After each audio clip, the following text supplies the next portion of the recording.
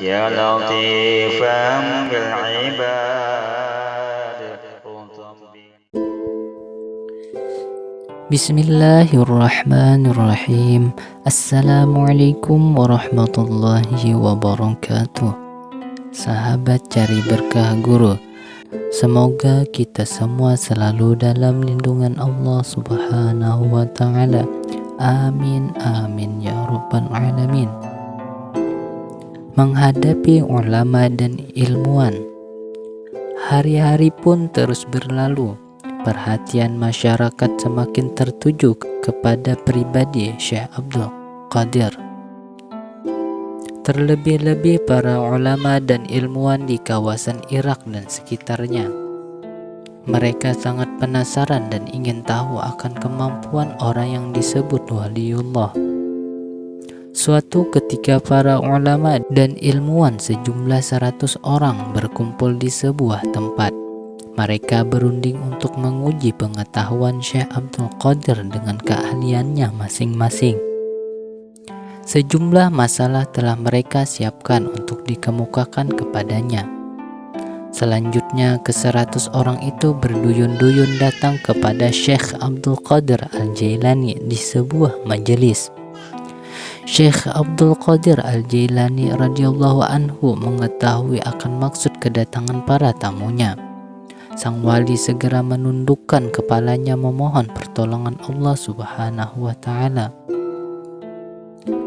Dan seketika itu juga suasana yang semula tenang berubah menjadi ramai. Ke-100 orang itu tampak gelisah seperti anak kecil yang tidak kerasan berada di sebuah tempat. Dan tatkala perhatian mereka tertuju ke arah Syekh Abdul Qadir, tiba-tiba dada sang waliullah mengeluarkan kilat yang menyilaukan mata. Cahayanya menerobos ke setiap dada tamu-tamu itu, dan spontan tubuh mereka gemetar ketakutan dengan wajah pucat pasi. Sehingga hilang lenyaplah semua masalah yang telah disiapkan sebelumnya. Bahkan yang lebih parah lagi, mereka bagai orang kesurupan yang lupa diri. Mereka melonjak-lonjak seperti orang gila dan berteriak-teriak seperti anak kecil yang ditinggal ibunya. Kemudian Syekh Abdul Qadir Al-Jailani duduk di atas kursi dan berbicara. Tenanglah, tuan-tuan semua telah lupa dengan masalah Anda sendiri. Dan itulah sebagai jawabannya. Peristiwa yang baru saja terjadi telah membuka mata hati para ulama dan ilmuwan yang semula angkuh karena merasa memiliki kelebihan sebagai andalannya. Mereka sadar bahwa yang tengah dihadapi adalah bukan sembarang ulama atau wali. Dia adalah waliullah yang ilmunya di atas mereka, bahkan lebih tepat disebut Sultanul Aulia dan Gaus Zaman, yang berarti penolong umat dalam hal pendekatan diri kepada Allah wa rasulihi sallallahu alaihi wasallam. Maka sejak saat itu mereka menaruh hormat dan tunduk kepada Syekh Abdul Qadir Al-Jailani, sehingga tidak sedikit dari ulama dan masyarakat yang sangat membutuhkan bimbingannya agar selamat dunia dan akhirat. Syekh Abdul Qadir Al-Jailani radhiyallahu anhu membimbing dan mengajak murid-muridnya serta masyarakat untuk mengamalkan Islam secara utuh dan benar sesuai dengan ajaran Rasulullah Shallallahu Alaihi Wasallam, yakni syariat dan hakikat. Karena pada saat itu kebanyakan umat Islam telah lupa diri.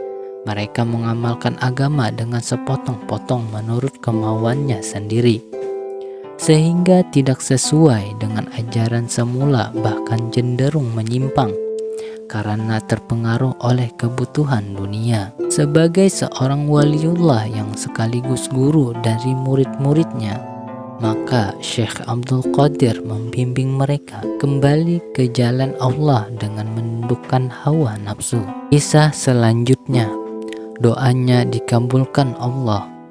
Diriwayatkan bahwa pada suatu hari angin bertiup kencang dan ketika Syekh Abdul Qadir tengah mengajar murid-muridnya, tiba-tiba melintas di angkasa seekor burung elang dengan berkoar-koar.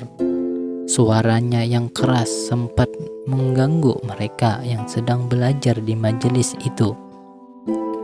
Melihat hal itu, Syekh Abdul Qadir langsung berseru, "Hai angin, ambillah kepala elang itu."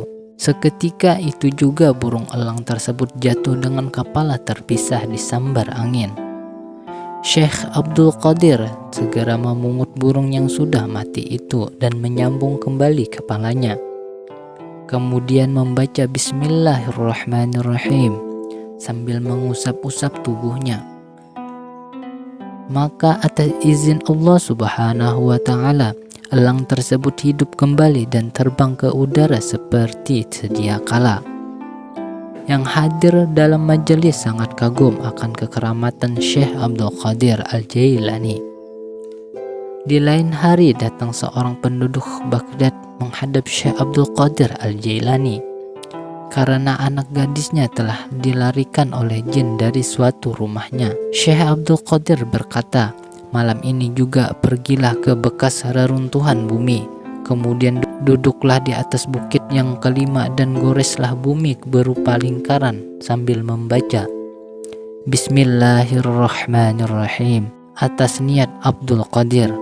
Apabila telah larut malam, maka akan datang serombongan jin dengan berbagai bentuk rupa yang menakutkan. Tetapi kau jangan takut kepada mereka, dan menjelang dini hari akan datang pula kepadamu Raja Jin dengan angkatan yang besar. Dia akan bertanya tentang hajatmu, maka jawablah, aku telah menghadap Syekh Abdul Qadir Al-Jailani. Kemudian ceritakan kepadanya bahwa anakmu telah hilang. Selanjutnya orang tersebut pergi untuk melaksanakan petunjuk Syekh Abdul Qadir. Dan pada kenyataannya apa yang telah disampaikan oleh sang waliullah benar-benar terjadi. Serombongan jin yang menakutkan datang menghampirinya, namun mereka tidak berani memasuki lingkaran yang melindungi laki-laki itu.